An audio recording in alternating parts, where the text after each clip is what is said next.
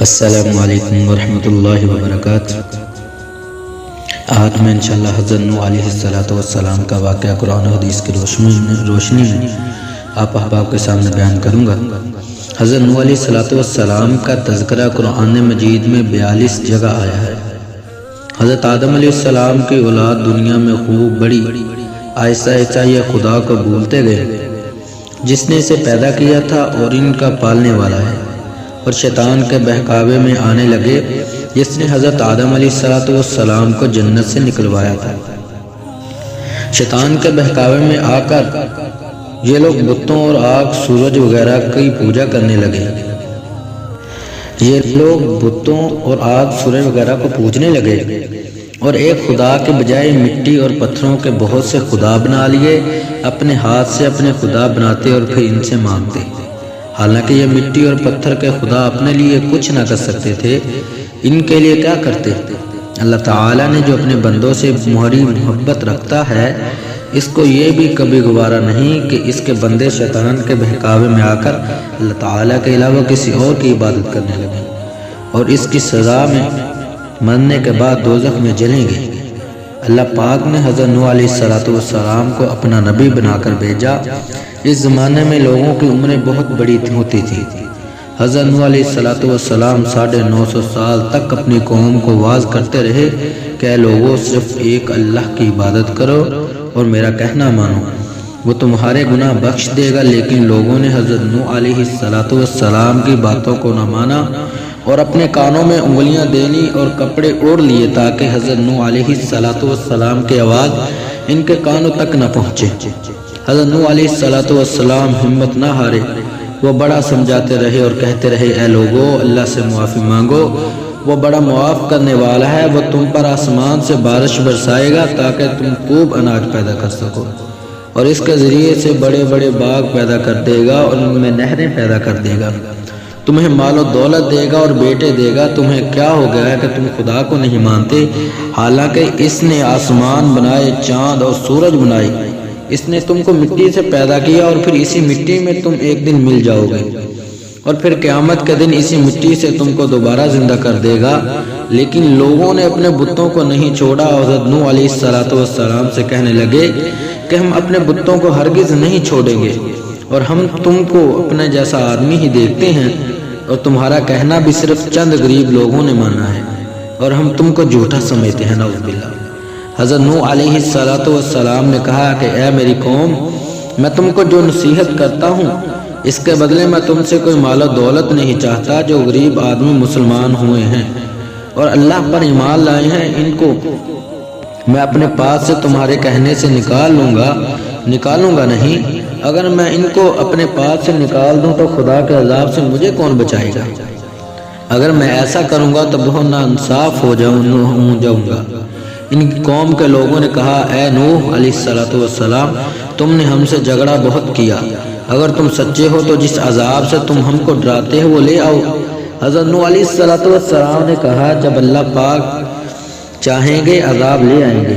اللہ تعالیٰ نے حضرت نوح علیہ السلام کو وحی کے ذریعے حکم بھیجا وَأُوحِيَ إِلَىٰ نُوحٍ أَنَّهُ لَن يُؤْمِنَ مِن قَوْمِكَ إِلَّا مَن قَدْ آمَنَ فَلَا تَبْتَئِسْ بِمَا كَانُوا يَعْمَلُونَ۔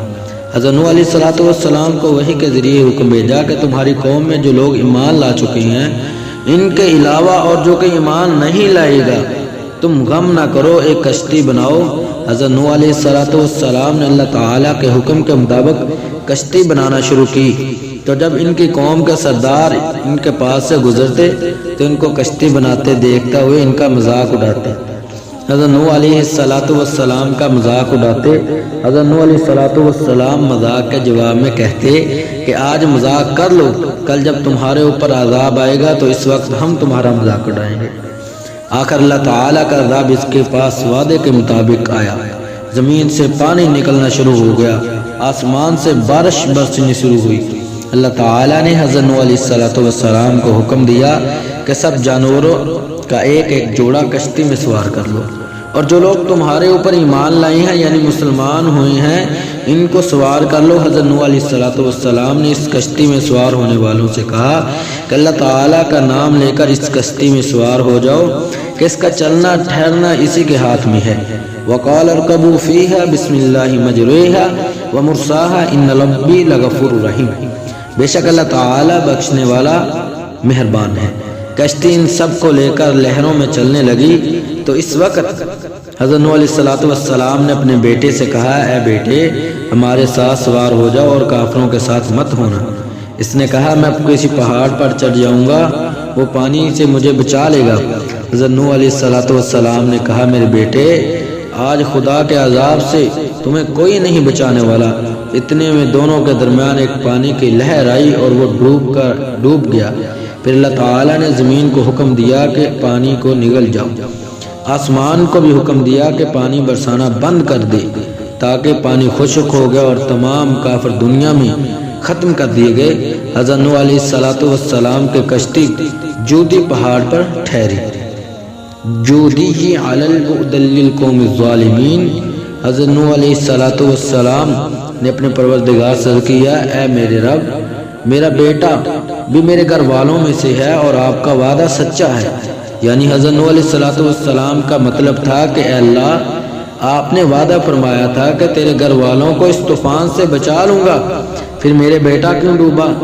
تو اللہ تعالی نے فرمایا، اے نوح تیرا بیٹا تیرے گھر والوں سے نہیں تھا کیونکہ اس کے عمل اچھے نہیں تھے۔ میں تجھ کو نصیحت کرتا ہوں کہ ایسی بات نہ کر جو تیرے علم میں نہیں ہے، اس لیے کہ کنعان اللہ کے علم ازلی میں کافر تھا۔ کنعان حضرت نوح علیہ السلام کے بیٹے کا نام ہے، جو ایک بنی اسرائیلی روایت کے اندر ہے، اس کا کوئی نام نہیں ملتا کسی احادیث کی کتاب میں۔ علم ازلی میں کافر تھا اور یہ بات نوح علیہ السلام کے علم میں نہ تھی۔ حضرت نوح علیہ السلام اللہ پاک سے توبہ کی اور اپنے کہنے کی معافی چاہی۔ اللہ پاک نے ان کو معاف کر دیا اور حکم دیا کہ اے نوح ہماری طرف سے سلامتی اور برکتوں کے ساتھ اتر۔ اس کے بعد حضرت نوح علیہ السلام کی امت سے دنیا بسی اور آہستہ آہستہ ان کے بال بچے آباد ہوتے گئے۔ یہ سب لوگ اللہ تعالیٰ کی اطاعت کرتے رہے، زمانہ گزرتا گیا، آہستہ آہستہ شیطان نے پھر بہکانا شروع کیا تو یہ لوگ اللہ تعالیٰ کو بھولنے لگے۔ حضرت نوح علیہ السلام جو اللہ تعالیٰ کے اتنے بڑے پیغمبر تھے، اپنے بیٹے کو اس کے برے کاموں کی وجہ سے اللہ تعالیٰ کے عذاب سے نہ بچا سکے۔ اسی طرح اگر ہمارے ماں باپ اللہ کے کتنے ہی ولی کیوں نہ ہوں، اگر ہمارے عمل اچھے نہ ہوں تو وہ ہم کو اللہ تعالیٰ کے عذاب سے نہ بچا سکیں گے۔ ہم کو اپنے بزرگوں کے نیک عمل کا سہارا نہیں لینا چاہیے، بلکہ اللہ تعالیٰ اور اس کے رسول کے بتائے ہوئے کاموں پر عمل کر کے خود نیک بننا چاہیے۔ اسی وجہ سے اللہ تعالیٰ نے قرآن مجید میں حکم دیا کہ اگر تم ایک ذرہ برابر بھی نیکی کرو تو اس کا بدلہ ہم تم کو ضرور دیں گے، اور ایک ذرہ برابر بھی برا عمل کرو تو وہ بھی تمہارے سامنے آئے گا۔ کل انشاءاللہ حضرت ہود علیہ السلام کا واقعہ، اسی طرح انبیاء علیہ السلام کے واقعات میں اب آپ کے سامنے پیش کروں گا۔ اللہ رب العالمین سے دعا ہے کہ اللہ رب العالمین مجھے حق اور سچ بیان کرنے کی توفیق عطا فرمائے۔ والسلام۔